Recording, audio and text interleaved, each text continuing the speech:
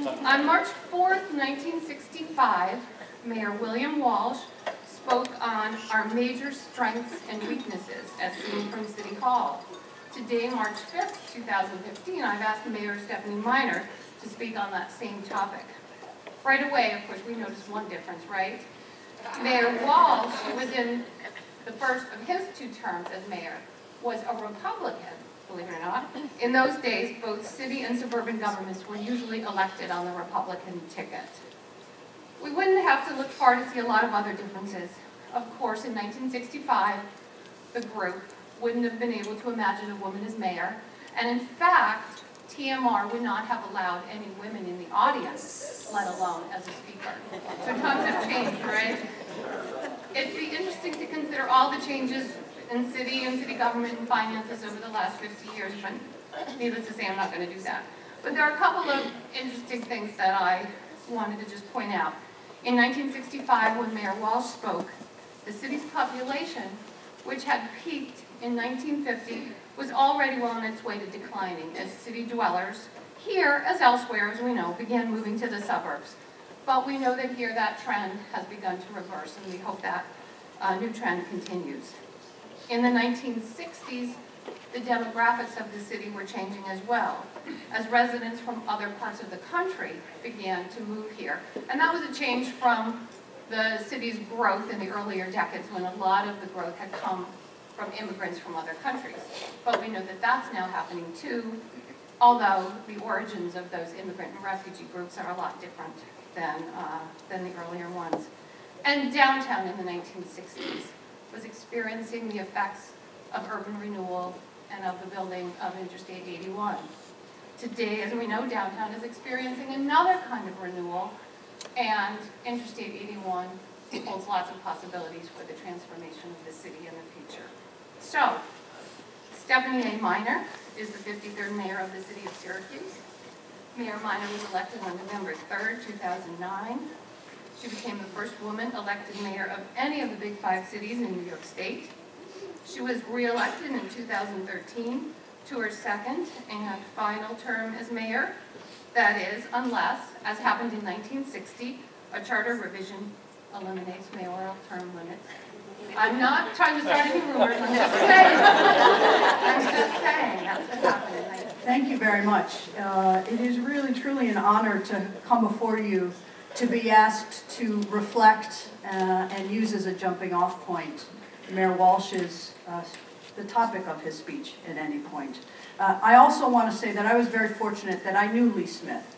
And I say with total and complete and undying affection, he was one of the best characters that I had ever met in my life.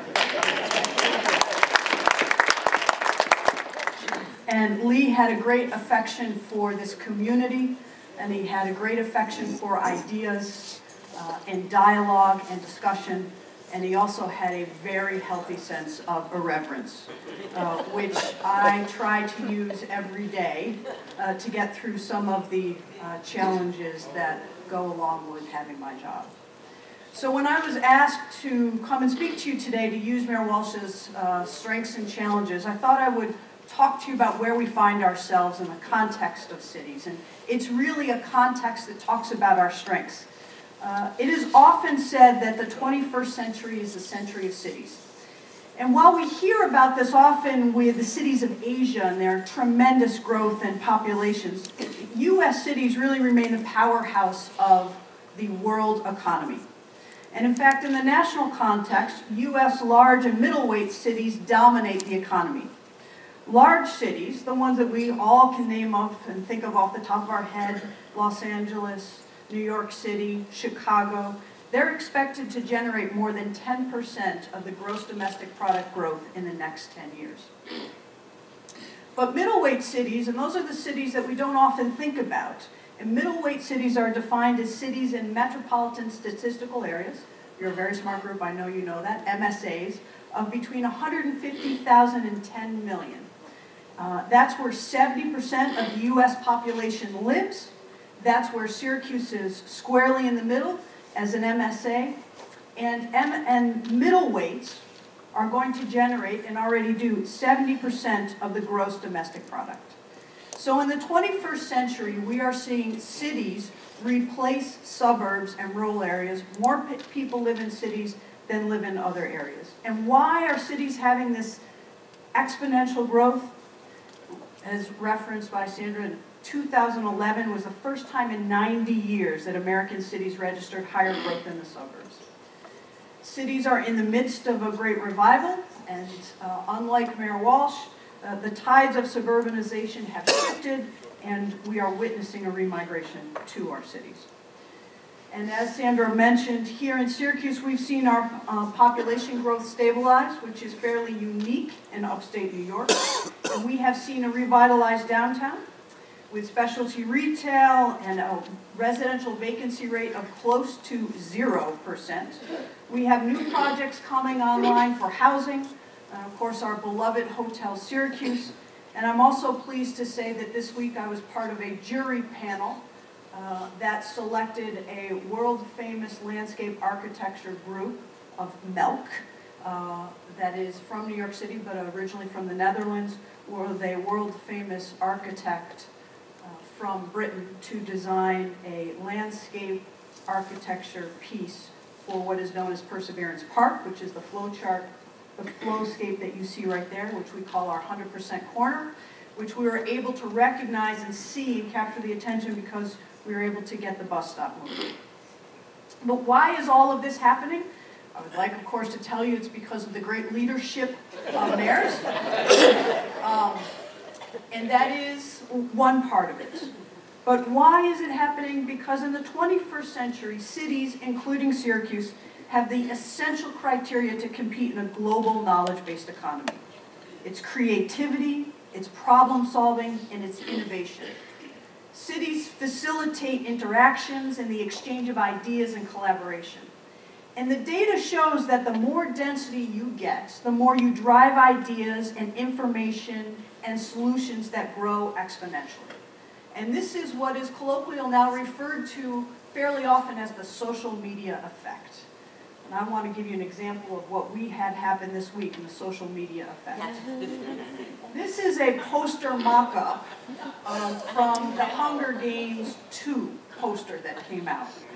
And on Tuesday night, I got an email from somebody saying, "Did you see what is going around?"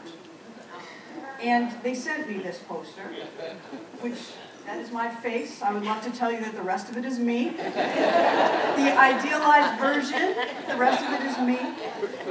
This is a poster, a mock-up, that appeared on a Tumblr blog of a fairly well-known political blogger in New York City called Ozzy Pybeck.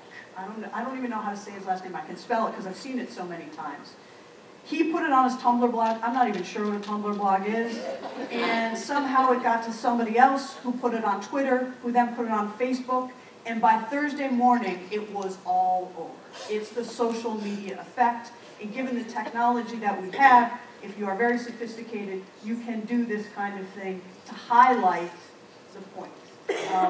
And if you can't see it in the back, and those of you on the radio who are listening, the poster says the games have just begun. The Hunger Games Upstate Revitalization Fund, and it has a picture of me in a wetsuit with a very huge, accurate wrench. And I am surrounded by water, which I say only half tongue-in-cheek when the thaw happens this year, and I believe it will happen. When the thaw happens, all of us who deal with the city of Syracuse are concerned that that's what our streets are going to look like. But innovation is the fuel of a modern knowledge economy. And as I said, Syracuse is no different, and we have been rewarded by our innovative approach and by our innovative thinking. Just recently, we were awarded a Bloomberg grant, a grant that will allow us to put together an innovation team. We are one of 14 cities worldwide. We had to compete for this grant, and we were awarded $1.3 million over 3 years to create this Office of Innovation to look at different ways to implement solutions. And of course, the land bank. We have been leading the state as the most active and successful land bank focused on dealing with the issue of underutilized and vacant property. And in fact, the Attorney General and his team were in town yesterday talking to our land bank about the success that they have had, what some of still the regulatory issues are, and how we move forward. And say yes to education. It's now in its 7th year, providing our students with comprehensive supports, thanks to, of course, many people in this room. Since 2009, more than 2,600 city school district students have graduated and enrolled in college with Say Yes support. The Say Yes Foundation, the others and individual donors have provided more than $4.5 million in direct tuition assistance, and more than 250 Say Yes scholars have graduated from 4-year colleges and universities. In cities, innovation trumps ideology. And my theory, and mayors across the country will tell you, that's because we can't run away from our problems. We can't say, geez, we don't know how to deal with that, we'll get back to you. When we walk out of our door in the morning, the problems are there, and so the need to have solutions forces us to focus on that. And the lack of a federal policy or a state policy dealing in particular with urban issues also forces us to focus on innovation. We also believe, and I believe, that we have a passion for cities and urban planning, and we look towards policies that look towards the future and a drive to solve problems, not create them. And in the area of problems or challenges or weaknesses, as Mayor Walsh would have said probably in 1965, if you ask me what problems do we have, I would say to you we have all of them. All cities, no matter their size, have the same problems. It's just how big those numbers are. And of course you may say, oh, Mayor, you kid. Well, let's talk about it. I think the preeminent challenge of my generation, of our generation, is climate change. February 15th found the coldest February ever in Syracuse. That's evidence of climate change. Politically, and I think morally, most of us in this country are having a really hard and thoughtful discussion about income inequality. Syracuse is the 23rd poorest city in the United States. That's income inequality. And another crisis that I have been talking about, and actually was mentioned by John Oliver on his very popular show last week, or this week tonight, infrastructure. You name the infrastructure problem, we have it. The benefit of having an old city where you get to talk about the reflections of a mayor from 50 years ago, and you get the great history that we have, is also that we have the infrastructure that is declining. I talk about the Syracuse water infrastructure and the water system because that illustrates the problem, but I could take any infrastructure type and put it in and talk to you about the same issues, the same trend. But let me use this opportunity to talk to you about the Syracuse water system. Our magnificent water system was designed in the late 1800s. The age ranges from 75 years to 120 years old. It is a gravity-based system of 550 miles of pipe. There are only 2 gravity-based systems in New York State. We are one of them. It has exceptional water quality, which the federal government has found repeatedly, and as a consequence, we do not have a filtration plant. And we have to do a lot to meet a regulatory burden to ensure that we do never have to build a filtration plant. But somewhere, approximately 20 years ago or so, the federal and state government started cutting back dramatically on their water and spending. This is a chart that comes from the comptroller's report called Crumbling Infrastructure that was published a couple of months ago. And what you can see here is that the water and sewer spending has gone down dramatically, 19%, 10%, 35%. While there is a slight bump up in 2009, 2010, that's related to stimulus funding, ERA funding, as it's known. Into that construct, what we see is that as that money dried up, municipalities like Syracuse started not having the money to invest or maintain their infrastructure systems. And because in large part these infrastructure systems were very well built, we got away with not doing that kind of maintenance that we've seen.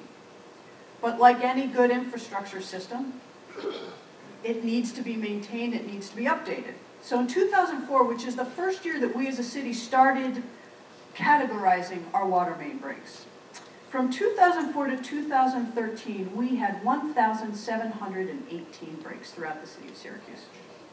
The black dots are those breaks. In 2014, we had 391 breaks. Those are the red dots that you're going to start to see. The year to date, last night as I was furiously putting this together, at 6 o'clock I said, well, how many have we had? We put down 99, and then we got the phone call that we had 100, a gusher on James Street. That was last night. James Street, a major thoroughfare. This year, with 100 breaks already to date, we are on a record pace. We have had frozen pipes like we have never seen before, and because the frost has gone down so far into the ground, because there's been such a cold February, our service lines are freezing. We don't have any record of that ever happening before. And in fact, yesterday I was in and out of the valley because there were frozen service lines throughout the valley. On Saturday, we had 50 families and properties who did not have running water that we were furiously working to try to fix. It costs about $150,000 to replace 350 feet of an 8-inch water main, and that does not include road restoration. Now, when you compare that with where we are now, you start to see what we mean when we say challenges and our weaknesses. And at this point, I'd like to bring in what Mayor Walsh talked about on March 4th of 1965. There is a newspaper story available in which the sub-headline is Confidence, citing a multi-million-dollar program of construction and expansion was a guarantee of a, quote, robust and dynamic future economy. That sounds just like what I said to you. Amazing how things change and yet they stay the same. But when I read further was when I really was struck with what the difference is now as opposed to 50 years ago. And this is a quote from the Syracuse paper. It's not a direct quote from him. Mayor Walsh told a group of 50 leaders who attended the initial gathering that larger cities and centers of urban development face a complex of problems which they would not be able to solve if they relied solely on their own resources. He then went on to cite President Johnson, who talked about the importance of local government. And think about it, in 1965, President Johnson had just started the war on poverty. On the state level, Governor Rockefeller had also just started his incredible expansion of the State University of New York program. That's what Mayor Walsh was looking at in terms of partners from the federal and state government. Now I'd like to talk to you about what we are looking at in terms of partners. In the federal government level, there is a profound discussion going on about the basic purpose of government. The Highway Trust Fund is the single largest source of infrastructure funding, and it's going to run out of money on May 31st, 2015. And everyone agrees that there is an infrastructure crisis in this country, and something needs to be done about it. As I said, John Oliver had a story on infrastructure, which I would urge all of you to go to YouTube and watch. But here is what John Oliver put in a part, which he put in his show. Here is the Speaker of the House of Representatives, John Boehner, talking about the Highway Trust Fund. I'm committed to working to find a funding source so that we can begin to repair America's aging infrastructure. The hunt has been underway for the last year and a half to find that funding source. I wish I could report to you we found it, but we haven't. We've got to find a way to deal with America's crumbling infrastructure, and we need to do it in a long-term program that is in fact funded. So what you see here is Speaker Boehner saying over the period of almost a year and a half that they were committed to finding a solution for the Highway Trust Fund, yet they haven't found a solution for the Highway Trust Fund. As a local government official, it is almost unbelievable to me that somebody could say there is a crisis, and yet we don't know how to solve the crisis, or we're not going to do anything to solve the crisis. But that's what's going on in the federal government. When I went last month to Washington to talk about infrastructure and the need for infrastructure funding, while there were certainly Senator Schumer primary among them, people who said to me, we absolutely understand and you're absolutely right, we need to do more. What I was met with over and over again were people who said to me, it's an absolute crisis, but we don't think anything's going to get done. And one person in particular said to me, there's been such a dramatic change in Washington during the Clinton administration, which was not all that long ago. The question was not if we were going to do infrastructure, but how much we were going to do infrastructure. And now the question is if.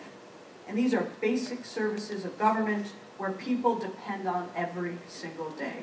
Roads, bridges, dams, you name it. In the state perspective, while it is a little bit different from federal government, while in the federal government there is a profound discussion going on about the purpose of government, in the state government there is a profound action towards positioning yourself, not purpose. And I say that to say to you that over and over again, we have seen people position themselves but not talk about real solutions to problems. The ubiquitous Startup New York ads, I think, kind of illustrate this. This morning as I was having breakfast, there was an ad on. There are ads on every time I turn on the television, which is not that much. I found out, by doing a little research, New York State has spent $28 million on Startup New York ads. When the Startup New York campaign was put into place, there was supposed to be a report due that detailed the accounting of which companies received what benefits and what jobs were created. That report went due and due and due. And in December, the agency that was supposed to issue that report actually issued an emergency regulation which allowed them to not issue the report, to delay the report. So in February of this year, at a budget hearing, the governor's representative was there to ask for $50 million additionally to put into a promotional campaign for Startup New York, and there was still no report issued. So when Ken Adams was asked, why hasn't there been a report issued? Ken Adams said, we wanted to paint a complete picture, and to do that, we needed to give companies time to give us all their year-end data. To which then our very own Senator DeFrancisco said, so rather than giving us a complete picture, you gave us no picture. To date, there is no data on whether Startup New York, what it has done, or how many jobs have been created, or which companies have been benefiting. This is a small illustration of what has become a much larger trend.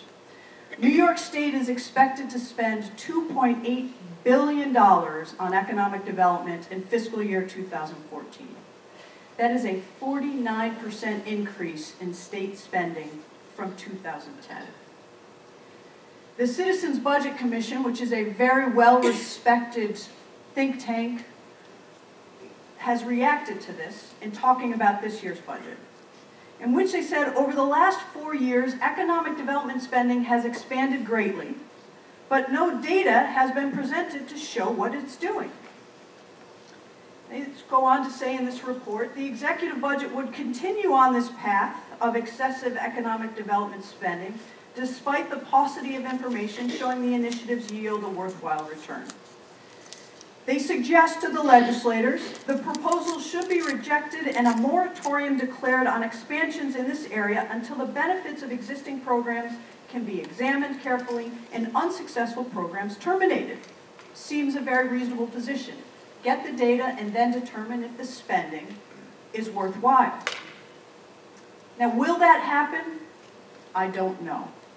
But I want to talk to you about the kind of position that this focus without data puts mayors like me and cities in.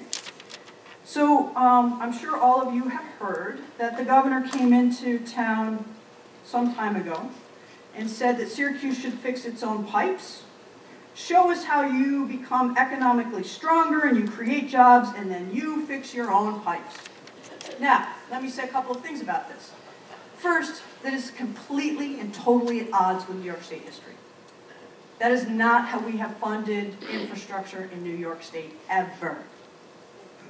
Number two, if this were the case, then why isn't Westchester County residents being asked, or Westchester County businesses, which is one of the most successful, economically successful counties in the United States, being asked to fund the Tappan Zee Bridge?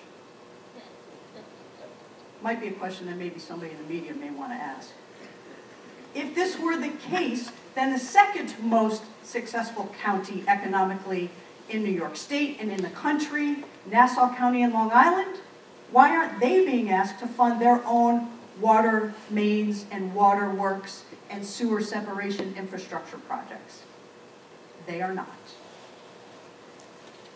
But this is where we now find ourselves.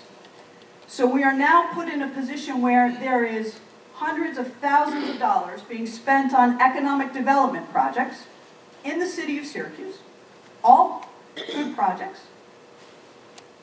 And what you see from this map is that, let's start over on the right. The Inner Harbor lakefront areas had $11.2 million spent of economic development money there. We found a water pipe from the 1800s in the Inner Harbor area. St. Joseph's, Upstate, Krause Hospital, Syracuse University, SUNY ESF, downtown, all of those circles inside of there are all huge water main breaks. So we are spending millions of dollars on economic development over an infrastructure that is crumbling, and we are being told that when you get your own jobs, you'll fix your own infrastructure. So, unlike Mayor Walsh, who looked to and saw a supportive federal government and state government, the mayors in the state of New York are seeing that a federal government doesn't want to do anything, doesn't know what a government should do, and in fact will put Homeland Security in jeopardy because of this issue. And the state wants to position itself like it is doing something on economic development, but then not doing the fundamentals that a government has always done in New York State and will indeed actually lead to sustainable economic development. As I said in the newspaper quote, if a business can't put water in their coffee maker or can't flush their toilets, then what makes anybody think that they're going to stay here or expand here? 10 years of no taxes aside, which, as I said in the beginning, we're not even sure, because the data hasn't been presented, because nobody's really forcefully, other than Senator DeFrancisco at this point, asked for that data. So this is a tremendously difficult position. On the one hand, you have cities being the backbone of the 21st century economy. You have the ideas and all of the trends running in the right direction. And at the same time, you have the other levels of government which have traditionally been partners, not really willing to partner in what I call an effective and meaningful way. So into this you say, well, what's the solution? Well, the solution is the same one that it always is. The solution is democracy. And by democracy, I mean you, and I mean me, and I mean voicing your opinion and our opinion, and voting and being active. And the refreshing part of that is that I will tell you that everywhere that I go, people believe in their local government officials. And just recently, there was a poll released, a statewide poll, which showed overwhelmingly people believed that their local officials were their best level of government, they got their best service, and they trusted them most explicitly. So I ask all of you to keep this in mind as we go through this process of really what is, I think, a turning point in how we view government. Democracy is the only thing that has ever worked, and that will ever work. But democracy requires all of us to voice our opinions voice our priorities, and to even when the system gets very difficult and cumbersome and perhaps not worthy of the support in our time, that's the time when you have to double down and say, I need to be part of this process. And indeed, our founding fathers, by which I mean our original founding fathers, not just Mayor Walsh, recognized this in Federalist Number 1 when they said, democracy mandates that we, all of us, establish good government through reflection and choice. And I would say to you that the strengths and the challenges that Mayor Walsh and I faced are very similar and yet very distinct. But we would both demand that our citizens, through reflection and choice, demand the most of us and the other levels of government that they participate in. So with that, I'd be happy to take your questions. Thank you.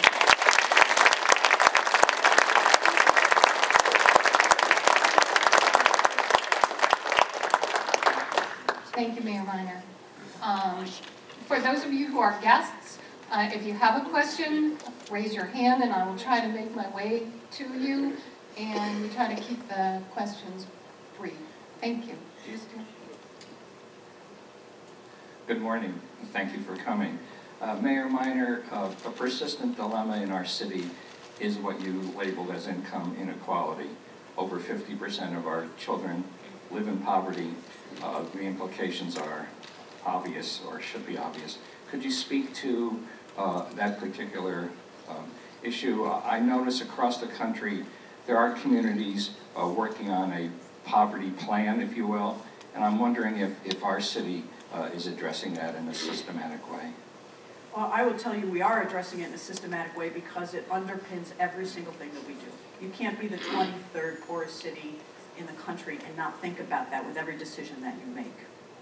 In particular, to education, let me use this as an opportunity to illustrate the trend or the philosophy that I talked about. So in 2006, I guess, or 6, when Say Yes to Education came to town and Syracuse said choose us, it was all based, the funding of Say Yes to Education was in large part based on the fact that we were going to receive a windfall of money because of the Campaign for Fiscal Equity lawsuit. That the Court of Appeals had said urban schools like Syracuse are going to be entitled to millions and millions of dollars more.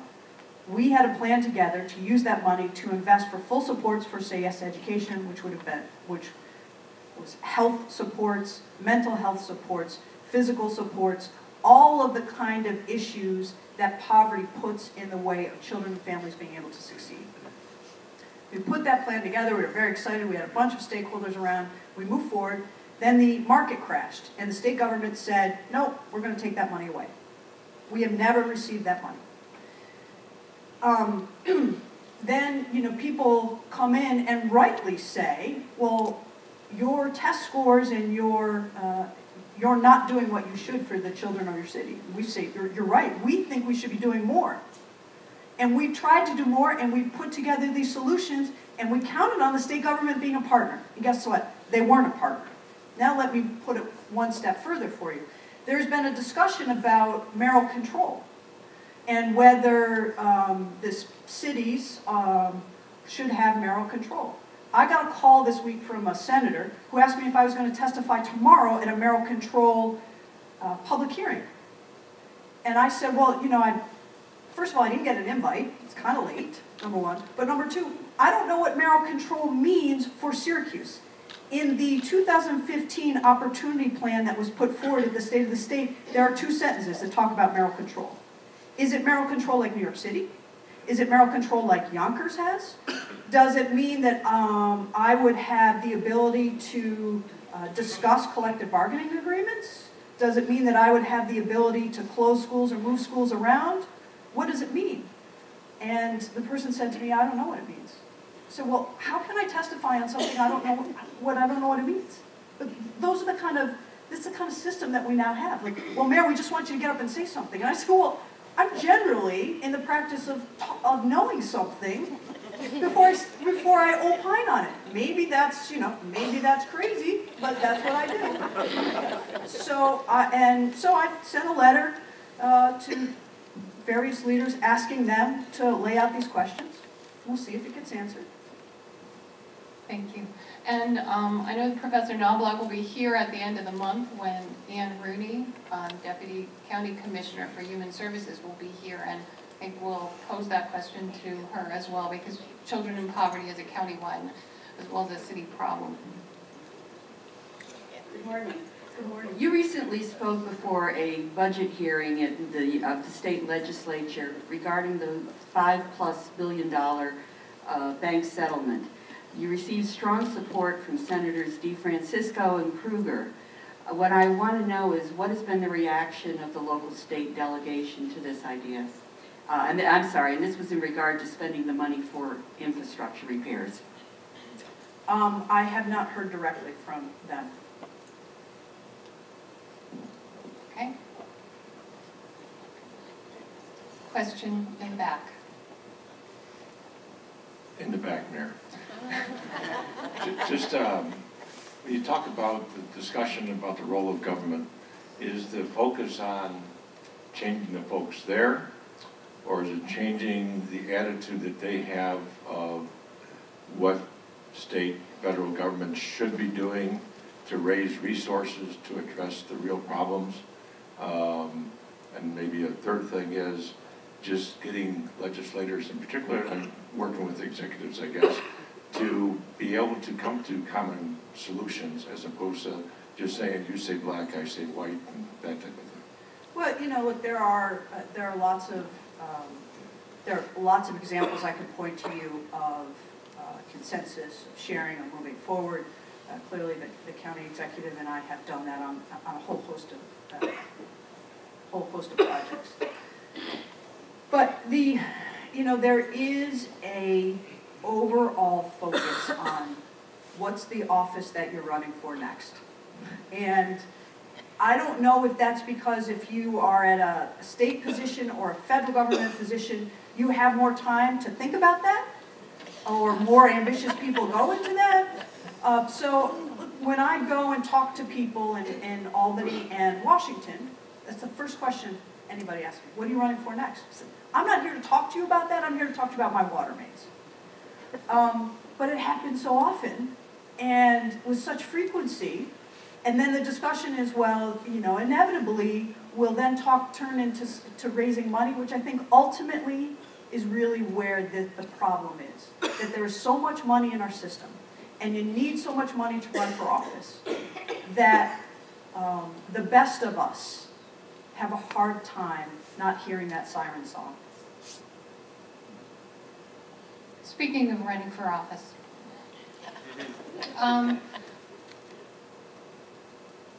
it's been said, well, we certainly know that there are a lot of races for elected office that go unfilled.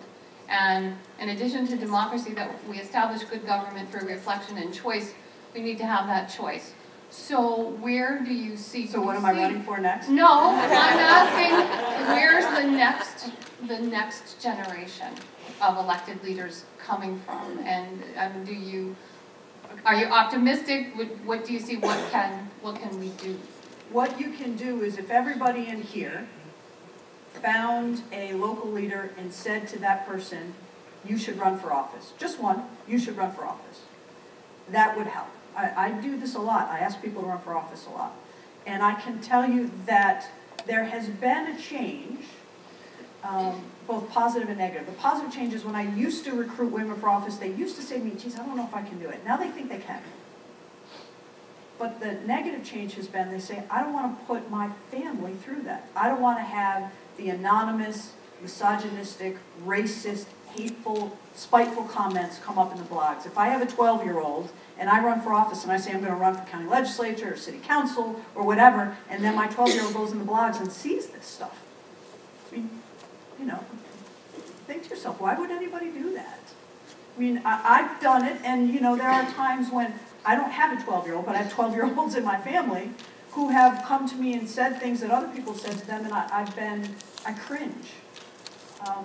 So look, the political marketplace has always been a marketplace of fastballs and hardballs. But I think that the movement away from substance has made that even more intolerable. Because at least when you have substance and you're talking about purpose and you think that you're solving problems and you're helping people, you can sort of deal with some of the chin music, as baseball fans would call it.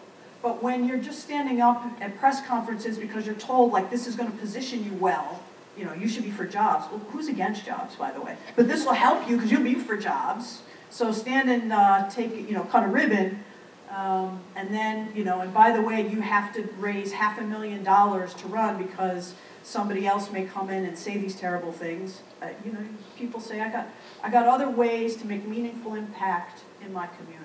It's up to all of us to say, no, we need you to get in there. And we've seen, since I've been mayor, I think we've seen a great collection of people get into local government, and I'm very, very pleased with that.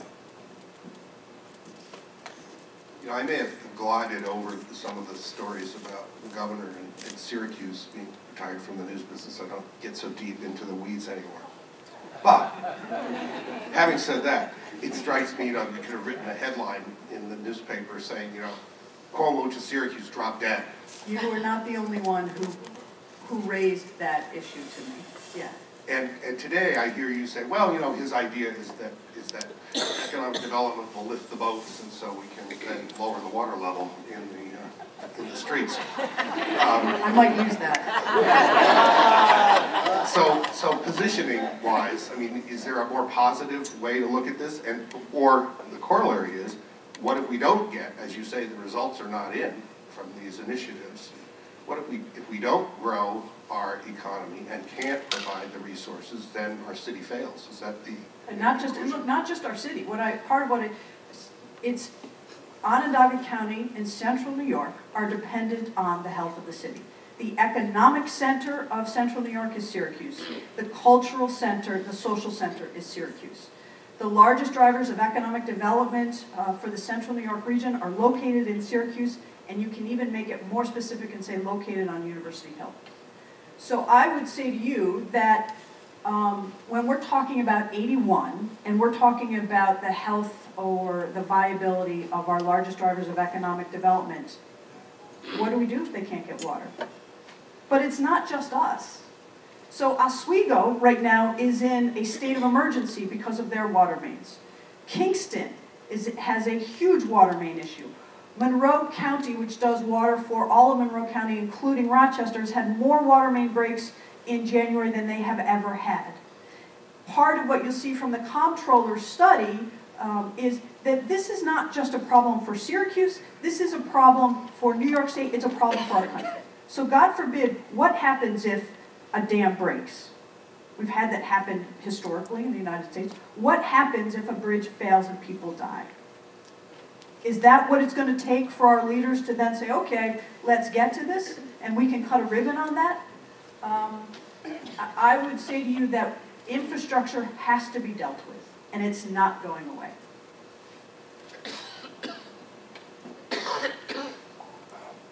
Mayor, the most visible piece of crumbling infrastructure is probably the raised part of 81.